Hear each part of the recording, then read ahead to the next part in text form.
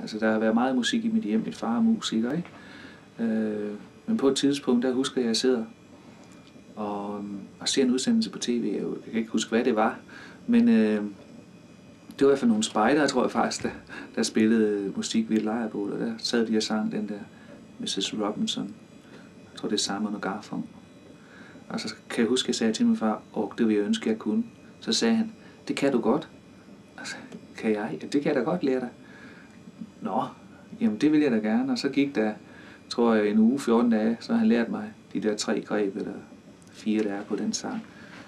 Og så synes jeg næsten, det lød lige så godt som på tv der.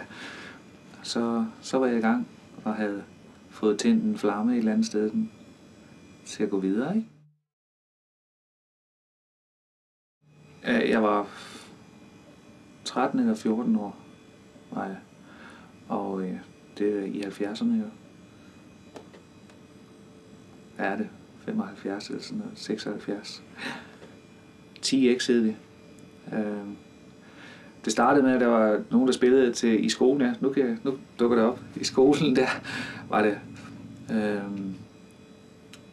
en, der hed Frank og Jørgen. Ja, de spillede guitar, og de fik lov til at spille efter morgensang. Fik de lov til at spille en sang. Og Frank spillede rytmeguitar, og Jørgen spillede single-guitar. Og da jeg så hørte dem, der blev jeg helt vildt. Jeg synes, det lød rigtig, rigtig godt. Og de her flotte elektriske guitarer, ikke? Og forstærker og sådan noget. Så jeg drønede hjem til min far og sagde, at der var 2, der spillede derovre. Og så siger han, tag dig hjem til dem og spørg, om du ikke må lov at spille med. Du kan godt spille bas. Kan jeg, sagde jeg så. Ja, fordi det kan jeg da lære, når du kan spille et guitar, så kan du også spille bas. Så mig ned til dem, ding dong ring på og sagde, jeg hedder Michael, og jeg spillede bas, og jeg vil gerne spille med jer.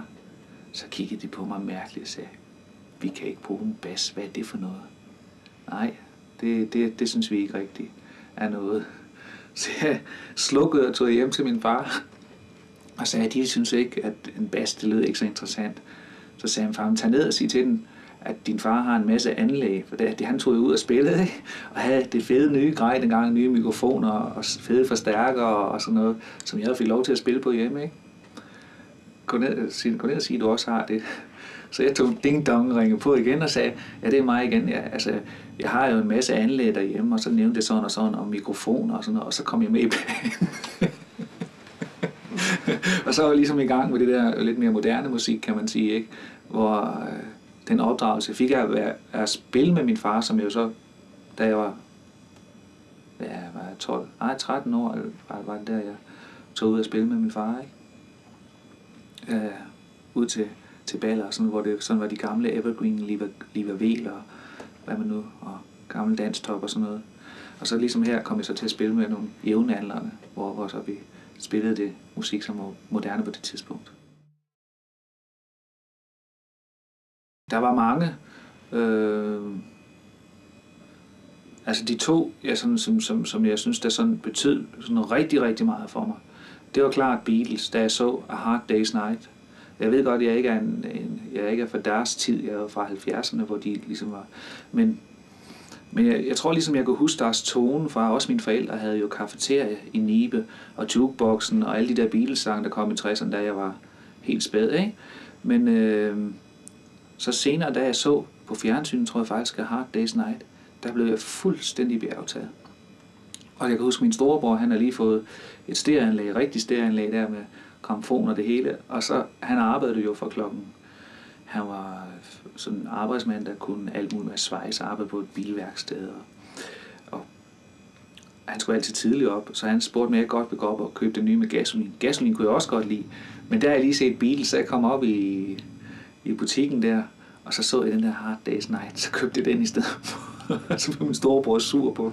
Jeg købte den og hjem, og så satte den på grammofonen og spillede den hele dagen. Min storebror kunne også godt lide Beatles, men han ville gerne have haft gasolin, men jeg takker ham i dag for, at jeg fik lov til at beholde den LP. Og så var det senere, altså der var jo alle de der Slade Suite og ja, Uriah Heep og alle de der grupper der, men så kom, jamen jeg kan blive ved med at nævne det, hvis bare jeg kunne huske det nu, men det er også lige meget med de 70'er bands der. Men så kom Queen. Jeg kan huske, jeg sad hjemme på og hørte top 10, eller hvad var top 20, Jørgen Mylius. Og så var det bobler, der var, eller hvad? Ja. Eller de nye, der blev præsenteret, der kom. Og så kom Bohemian Rhapsody. Der sad jeg og sagde bare til mig, her er der noget helt specielt. Her er der noget helt nyt, ligesom, som gør noget anderledes, men alligevel har poppen og rocken med sig. Så var det bare Queen, der har altid været helt vild med. Og Freddie Mercury, synes jeg, er verdens bedste sanger. Og jeg synes, jeg var meget bevidst om, at det var musikken og fodbolden. Jeg tror aldrig, jeg har været inde på sådan, jeg husker, hvor altid meget betager verdens uretfærdigheder. Og også uretfærdigheder i det hele taget omkring vores nærmiljø, hvis der skete nogle ting. Og sådan var jeg meget optaget af.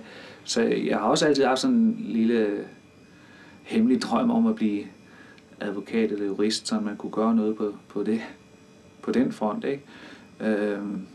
Jeg tror simpelthen ikke, jeg har tålmodighed nok til at læse alt det der skal til der. Men nej, det har jeg altid haft et eller andet.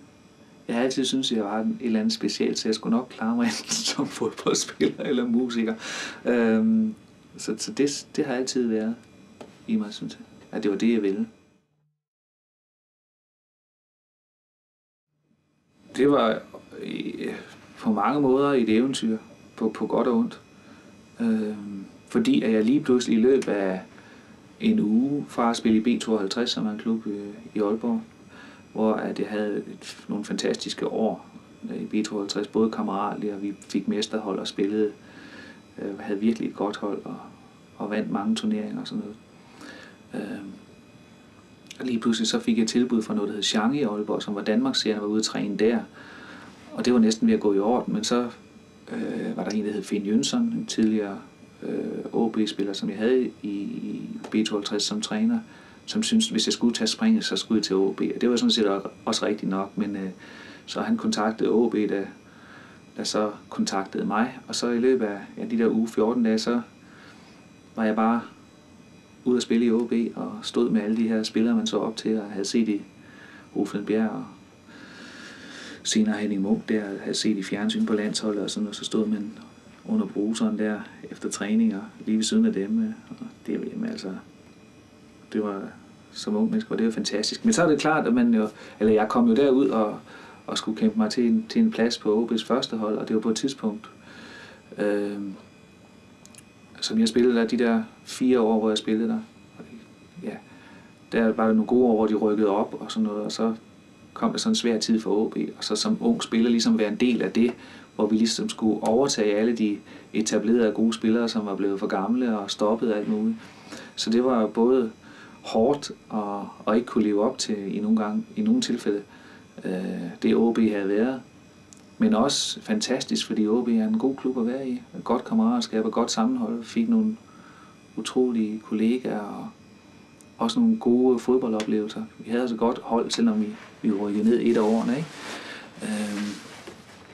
Så det har jeg er taknemmelig for at have været der i klubben og opleve det, jeg har. Det kan man altid sige bagefter i bakspejlet, fordi man kan se, hvor store værdier der er også i når tingene ikke går godt. Altså, der var virkelig på rigtig gode tider, og så også nogle tider, hvor det var svært. Og det modnes man jo af på en eller anden måde. Det var fantastisk for mig at komme derop, fordi jeg kom op som, kan man sige, dengang halvprofessionel, hvor jeg så blev ansat i en sportsbutik halv tid, ikke? Og så spillede prof resten af tiden. Og hvis vi var skadet, jamen, så kørte vi bare til lægen og skulle ikke på arbejde. Og fik en ny bil, BMW, da vi kom derop, eller da jeg kom derop, ikke? Og det hele var mere prof, end det var i Danmark på det tidspunkt. Det var det absolut. De havde meget mere tjek på mange ting, og kørte mere professionelt, end man gjorde i Danmark. Og mange tilskuere til kampen. Men det var der så også i OB, når der var medgang, ikke? Så det var helt fantastisk for mig at opleve. Og de havde jo også, på Frederiksstad var der også landsholdsspillere med, og sådan ligesom det var meget intens omkring kampene. Der kunne jo være, hvis vi var på udebane, kunne det være 5.000 nede i gågaden for at høre transmissionen, som blev sendt fra den lokale avis der, ikke? Så det var utroligt spændende for mig. Men det er jo sådan, at der er også et stort pres på en, når man er ung spiller, ikke? Og jeg fik startet med, at det gik rigtig godt, og så fik jeg så nogle personlige problemer, fordi at min kæreste flyttede fra mig og sådan noget, ikke? Og så stod man så alene i et andet land uden sin familie. Jeg har sådan noget familie deroppe. Min fars søster bor deroppe, og deres børn, de var en stor hjælp. Men alligevel er man jo på en eller anden måde alene og væk fra sine venner og der, hvor man har sine rødder, ikke? Så det modner jo. Selvom det er hårdt, så modner det. Og så kom der så en tid, hvor det virkelig gik godt, og vi spillede rigtig godt. Norges mest scorende hold, og jeg er en stor personlig succes deroppe. Så det har igen været noget, som, hvis jeg ser rigtig godt på det, når jeg kigger på det i bakspejl, så er jeg utrolig taknemmelig for, at jeg har fået lov til at prøve det. Fordi at jeg får lov til at se en anden side af tingene. Og det vækker også mig selv, kan man sige. Sådan siger, jamen hvad er det, jeg har i gang her som fodboldspiller? Er det bare et mål i sig selv at have succes? Nu scorede jeg igen, og så skriver de om Michael Vesterskov, og du var fantastisk, og sådan og sådan. Og hvad så, ikke? Altså, er det mit liv skal fortsætte med? Altså prøv ligesom at sige, hvorfor skete der de der ting? Hvorfor fik jeg den modgang og sådan noget? Og så får man en fantastisk indblik i mange ting.